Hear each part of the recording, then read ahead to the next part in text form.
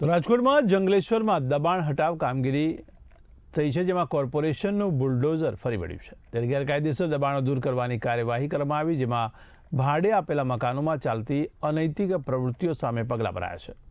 ત્યારે આ વિસ્તારમાં અનેક ગુનાહિત પ્રવૃત્તિઓ થતી હોવાના આક્ષેપ કરવામાં આવ્યો છે। તો શહેરમાં શાંતિ અને સુખાકારી માટે કાર્યવાહી કરાઈ, તો સરકારી જમીન પચાવી પાડનારા તત્વો સામે ઝુંબેશ હાથ ધરાઈ છે। તો સીએમ ભૂપેન્દ્ર પટેલ અને હર્ષ સંઘવીના નેતૃત્વમાં નિર્ણય કરવામાં આવ્યો છે, જેમાં સફળ ડિમોલિશન બદલ અધિકારીઓનો પણ આભાર વ્યક્ત કરાયો છે।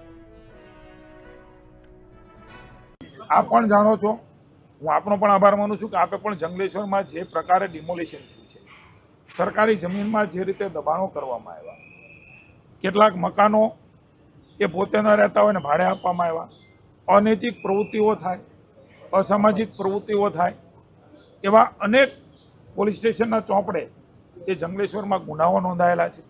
આ જંગલેશ્વર, હું એમ કહું છું કે જંગલને ઉખાડવાનું કામ એ માનની ભૂપેન્દ્રભાઈના નેતૃત્વની અંદર, હર્ષભાઈના નેતૃત્વની અંદર કોર્પોરેશનની ટીમ દ્વારા થયું છે।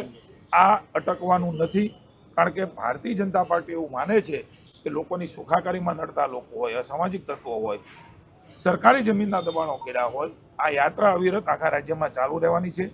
આ જંગલેશ્વરનું જંગલ કાઢીને રાજકોટની જનતાને શાંતિ આપવાનું કામ એ કોર્પોરેશને કર્યું છે। રાજ્ય સરકારની ઈચ્છા શક્તિથી થયું છે, ત્યારે કોર્પોરેશનની ટીમને અને રાજ્ય સરકારમાં ભૂપેન્દ્રભાઈને અને ભાઈ હર્ષભાઈને અભિનંદન આપું છું। Thank you.